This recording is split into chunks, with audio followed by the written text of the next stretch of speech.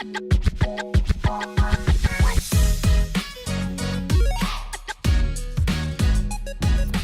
to the Studio Life. Today, we're going to talk about product rotations and turntables. It's huge for you, huge for the client, and for the studio, it is amazing when it comes to creativity. So chill with us today as we talk about turning stuff round and round. 3, 2, 1. Here we go!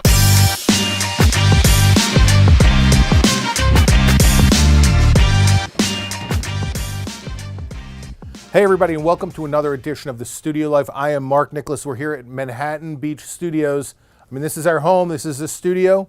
Today we've been painting the walls, we've been putting up shelves, we've been doing all of the things that we're required to do in order to run a studio because, you know, what they say, studios don't build themselves.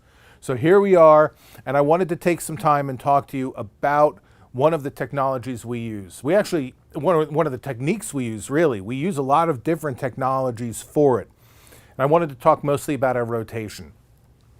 We do 360 product rotation, or we do rotations for any number of other purposes, and we use a couple of different tools.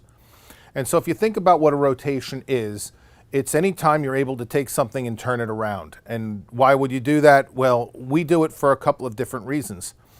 If we're trying to create something interactive on the web, we might turn something around so a prospective customer could see all sides of the object. On the other hand, we have a job that has huge pieces of things that are upwards of several hundred pounds.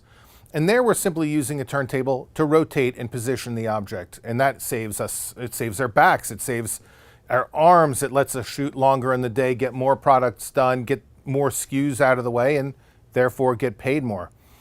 And so these turntables, they really work in a lot of different ways. And in the world of stop motion, not only can we control from a computerized standpoint what we're doing, but we can actually combine that with other technologies, such as a slider. Because sliding and rotating is beautiful. I mean, it's just amazing. So, you know, every great video that you see that has a commercial might have a little slide and a little turn. And so there you go. One of the things we invented here, we call the Crony, the Photo Crony, is this wheel. And we have this wheel that is designed to be connected to motors and computer controlled. So we're able to take single photos and combine them into something interactive.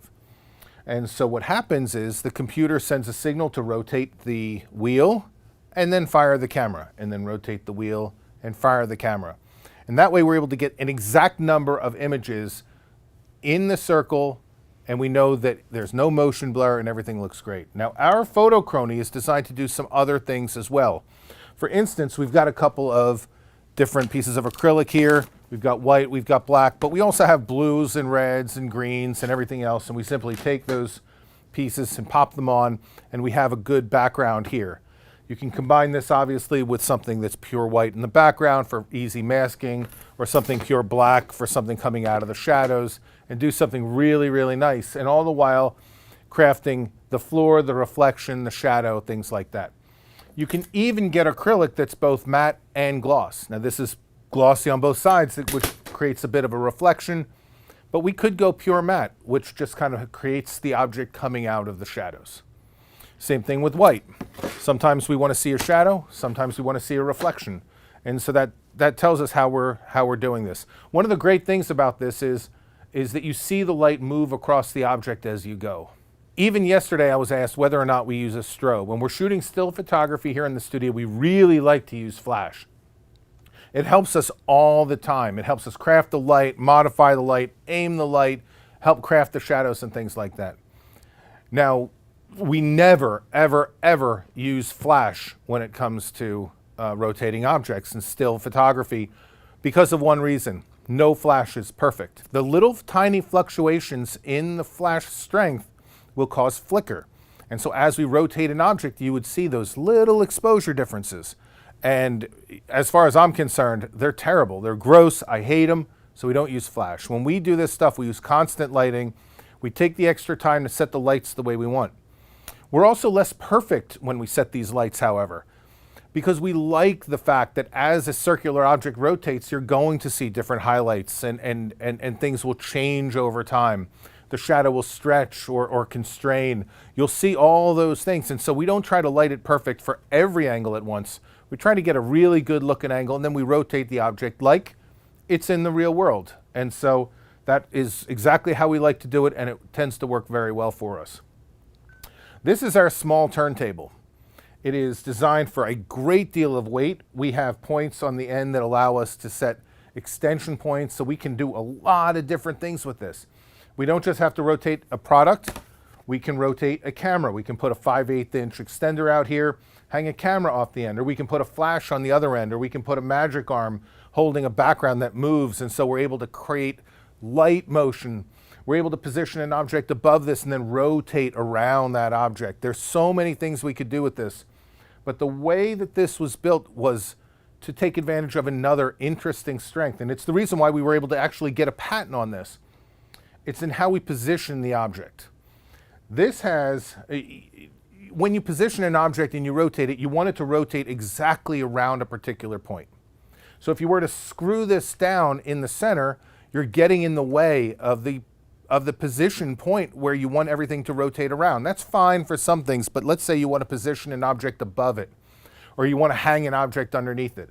So we actually have a special patented bolt that we use that allows us to take a wire and send it right down into the middle. And this allows us to position an object in a lot of different ways. And so a simple spool of electrical household wire and a wire cutter, and we could take advantage of any positioning tool that we want. And we cut a hole exactly in the center of our acrylic pieces. And so we're able to take advantage of how we position our objects. Now, because it's wire, we're able to then, not going in all the way. And there we go. Problem solved. We also have a really interesting bolt that goes in diagonal and can lock that wire in. So you can hang this upside down and there's nothing that can pull that wire out. But from here, we can take this wire and use it to position anything, any way that we want. And so it allows us to craft that perfect rotation around a particular point. Or if you were hanging it upside down, you can simply take a piece of line, you can dangle a little eye around, with an eyelet, you can take fishing line and hang it down, you can take the wire, wrap it around an object, or of course, you can utilize the camera to rotate around an object. So these rotations, they work very, very well when it comes to how we craft and position our objects, how we create platforms. Anything that's 1/8 of an inch thick or less can simply slide in. It can be a fixed point. So from a photographic standpoint, it really helps us position our objects. And before we go away, I just want to say that we're not done talking about rotations, because taking these pictures is just the very tip of the iceberg. We're going to have to come back and demonstrate the way we go about processing these pictures, because it's completely different than the norm. We'll also talk about the way we combine it with the slider as well as the rotation, because again, it's different than the norm. And if you could do that stuff, you can really take advantage of a ton of creative opportunities. But it's the processing, man. Processing 360s can be quite a beast.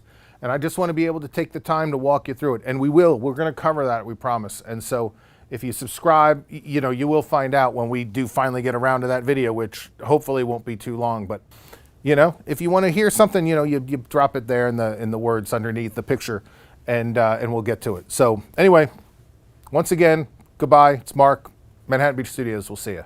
3, 2, 1.